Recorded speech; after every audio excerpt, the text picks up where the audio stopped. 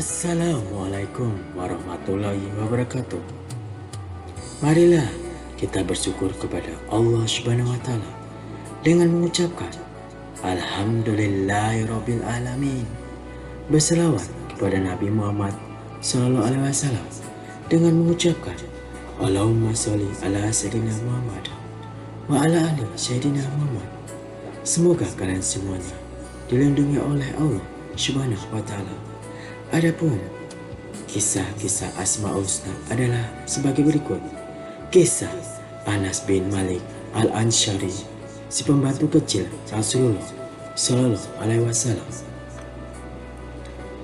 Anas bin Malik masih dalam usia belia saat ibunya yang bernama Al-Gumaisah mengajarkan kepadanya syahadatain, 2 kalimat syahadat.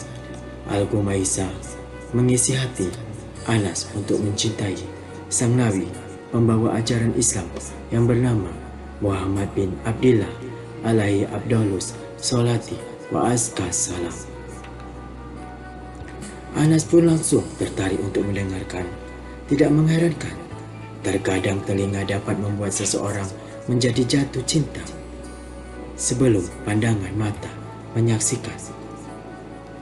Betapa anak yang masih dalam usia belia ini berharap untuk pergi menjumpai nabinya yang berada di Mekah, atau Rasul Shallallahu Alaihi Wasallam berkenan untuk mengunjungi mereka di Yathrib agar ia puas melihatnya dan bergembira karena telah berjumpa dengannya. Tidak lama berselang hingga di kota Yathrib yang beruntung ini tersebar kabar bahwa Nabi Shallallahu Alaihi Wasallam dan sahabatnya yang bernama Asy-Siddiq Abu Bakar sedang dalam perjalanan menuju Yathrib. Maka setiap rumah menjadi ceria karenanya. Setiap relung hati manusia pun menjadi gembira dibuatnya. Semua mata dan hati manusia menjadi tertarik untuk menanti perjalanan yang disusuri oleh Nabi Shallallahu Alaihi Wasallam dan sahabatnya menuju kota Yathrib. Para remaja setiap pagi berteriak, Muhammad telah datang. Anas bersama bocah-bocah kecil lainnya berlari menuju ke sumber suara. Akan tetapi, ia tidak mendapati apa-apa dan akhirnya ia kembali dengan hati yang sedih. Di suatu pagi yang cerah dan segar, beberapa orang pria di kota Yathrib berteriak seraya mengatakan bahwa Muhammad dan seorang sahabatnya hampir tiba di Madinah. Serentak, beberapa orang pria dewasa bergerak menuju jalan yang disusuri oleh Nabi Sallallahu Alaihi Wasallam. Mereka semua bergegas secara berbondong-bondong berlari menghampiri Nabi Sallallahu Alaihi Wasallam, dan di antara mereka juga banyak anak dalam usia belia yang dengan wajah berseri dan hati bahagia pergi menyongsong kedatangan sang Nabi Sallallahu Alaihi Wasallam. Di barisan para anak usia belia tersebut terdapat seorang anak yang bernama Anas bin Malik Al-Ansari. Tibalah Rasul Shallallahu Alaihi Wasallam beserta sahabatnya Asy-Siddiq. Mereka berdua tiba dengan sambutan meriah yang diberikan penduduk Madinah yang penuh sesak terdiri dari para pria dewasa dan anak-anak. Sedang para ibu dan gadis berada di atap rumah memandang dari kejauhan datangnya sang Rasul Shallallahu Alaihi Wasallam. Mereka bertanya-tanya, yang mana Rasul? Yang mana Rasul? Hari itu menjadi sejarah. Anas masih terus mengenangnya hingga pada usianya yang lebih dari 100 tahun. Baru saja Rasulullah Shallallahu Alaihi Wasallam hendak tinggal dan menetap di Madinah, datanglah Al-Gumaisah binti Milhan ibunya. Anas menghadap beliau. Al-Gumaisah membawa anaknya yang masih kecil yang diajak untuk menghadap Rasulullah Shallallahu Alaihi Wasallam. Saat itu Anas berambut poni dengan uraian rambut kecil yang bergerak ke kanan dan ke kiri menutupi keningnya.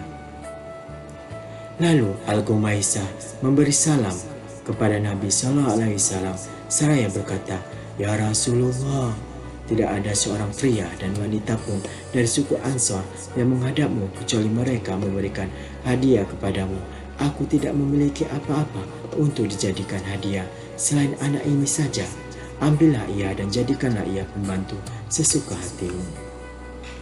Nabi SAW gembira mendengarnya dan beliau pun menerima Anas dengan wajah yang semeringan. Beliau membelai kepala Anas dengan tangan beliau yang mulia.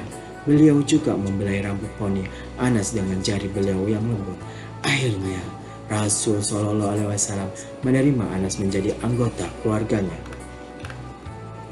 Anas atau Unais, sebagaimana penduduk Madinah memanggilnya dengan panggilan manja, saat itu berusia 10 tahun.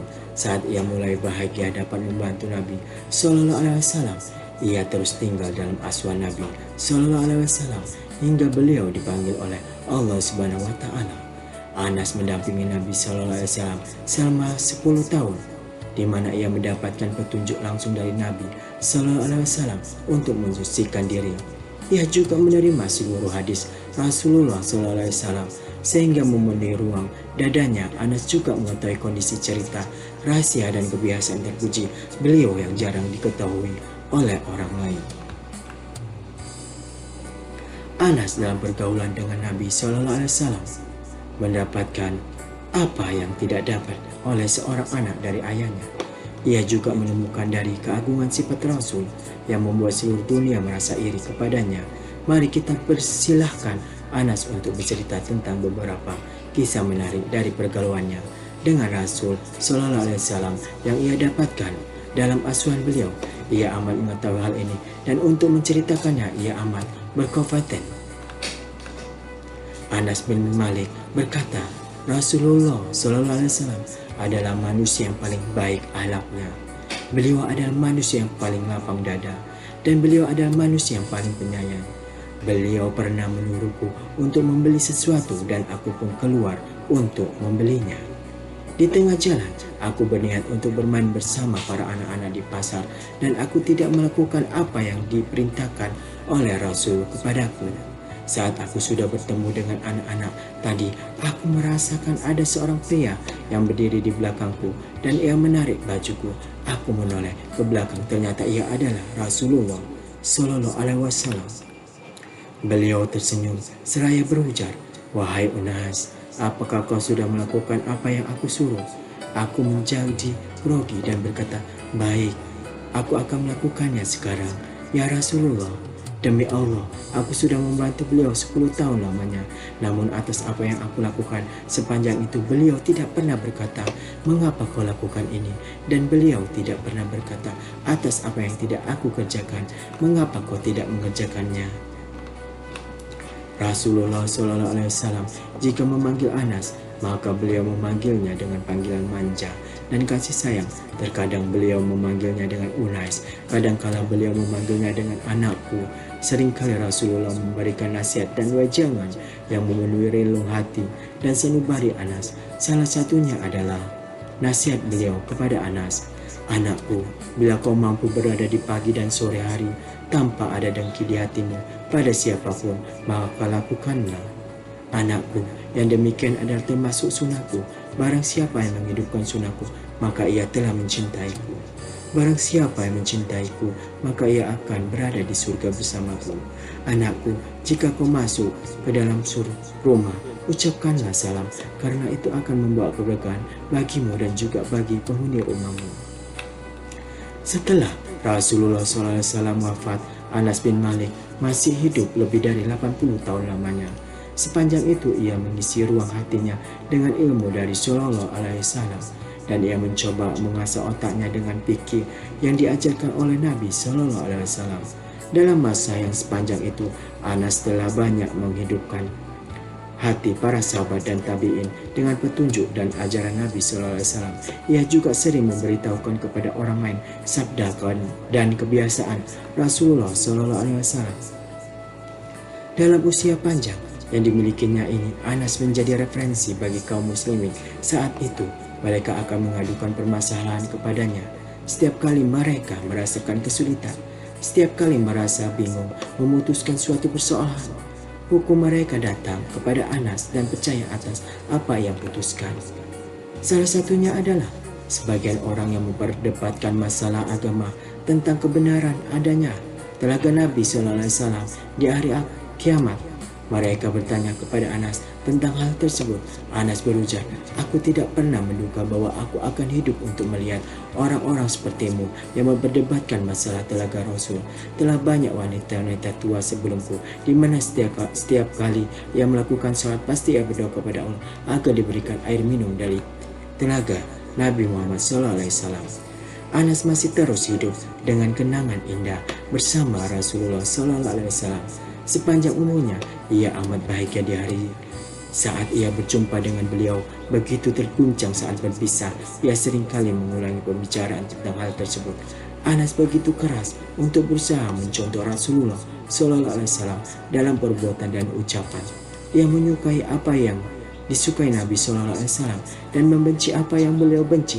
Hal yang paling sering ia ingat saat bersama Nabi SAW adalah 2 hari. Hari pada kali pertama ia berjumpa dengan Nabi SAW dan hari di mana beliau wafat pada terakhir kali. Jika ia mengenang hari pertama ia berjumpa Rasul, ia menjadi gembira dan semangat seolah ia menghirup aroma yang semerbak. Namun bila terbesit dalam benaknya hari yang kedua, ia menjadi sedih dan menangis. Malah ia mampu membuat manusia berada di sekelilingnya saat itu menjadi menangis. Seringkali ia berkata, "Aku melihat Nabi SAW saat beliau datang kepada kami, dan aku pun melihatnya saat beliau wafat. Sampai kini aku belum menemukan hari lain seperti kedua hari tersebut.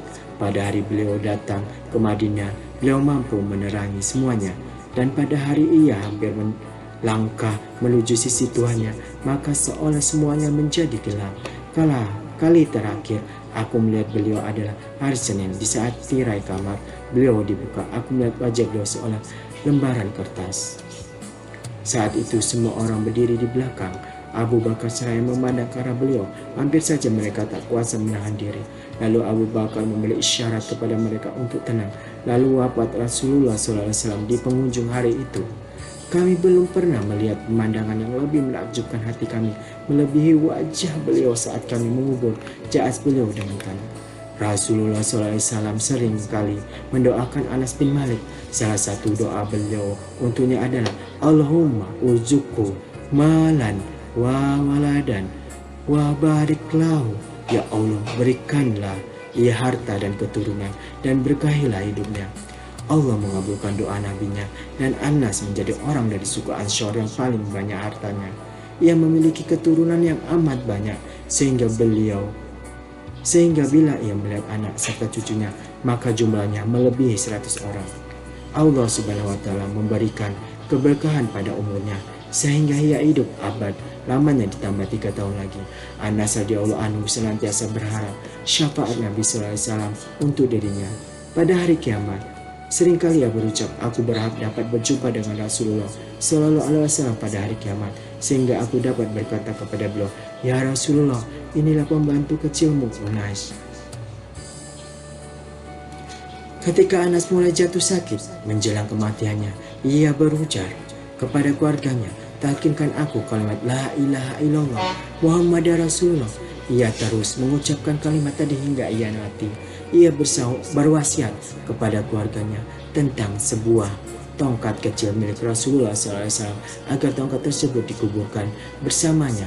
Maka tongkat itu pun diletakkan di sisi tubuh dan bajunya. Selamat kepada Anas bin Malik atas anugerah kebaikan yang telah Allah berikan kepadanya. Ia pernah hidup dalam bimbingan Rasulullah SAW 10 tahun lamanya. Ia juga termasuk perawi hadis Rasul terbanyak pada urutan ketiga setelah Abu Hurairah dan Abdullah bin Umar. Semoga Allah SWT membalas kebaikan dirinya dan ibunya yang bernama Al-Gumaisah atas jasa baik yang mereka lakukan terhadap Islam dan kaum muslimin. Nah, begitulah kisahnya. Semoga kita mendapatkan hikmahnya dan dapat mengamalkannya. Akhirnya, semoga bermanfaat bagi kita semua. Wabillahi taufiq hidayah. Wassalamualaikum warahmatullahi wabarakatuh.